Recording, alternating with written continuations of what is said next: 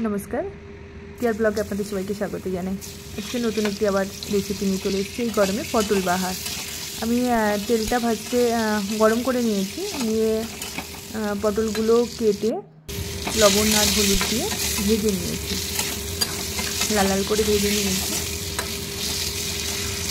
ভেজে নেওয়ার পর দেখুন, মানে আমি অন্য কাজ করতে গিয়ে পটলগুলো ধরে গেছে, কিন্তু লাল লাল করে ভাজলে খুব ভালো হয়। তো তারপর ভাজা হয়ে গেলে তেল তুলে নিয়েছি, নিয়ে তেল দিয়েছি, তারপর তেজপাতা, তারপর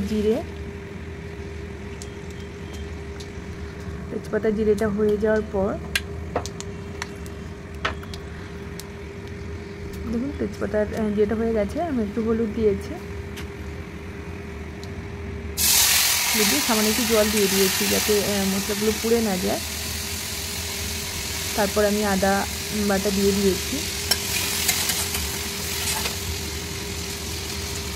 আদা বাটার পর সামান্য একটু চিনি দিয়েছি, কালারটা ভালো হয়েছে। এরপর লঙ্কার গুঁড়ো,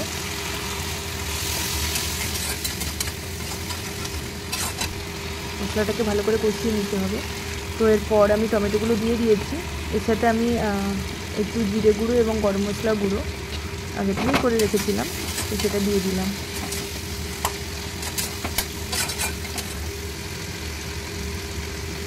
এবার পরিমাণ মতো লবণ দিলাম। টমেটোটা ভালো করে কষানো হয়ে যাওয়ার পর এবং মশলা হয়ে যাওয়ার পর আমি পটলগুলো দিয়ে ভালো করে কষাচ্ছি। দেখুন কষানো প্রায় হয়ে এসেছে। এবার জল দিয়ে দেবো, জল দিয়ে দিলাম। দেখুন প্রায় আমার হয়ে এসছে পটল বাহার। এই গরমে পটলের এই তরকারিগুলো করে খেয়ে দেখবেন, খুব সুস্বাদু এবং শরীরের পক্ষে উপকার। পটল বাহার দেখুন কেমন হয়েছে জানাবেন সবাই। এতক্ষণ দেখার জন্য থ্যাংক ইউ।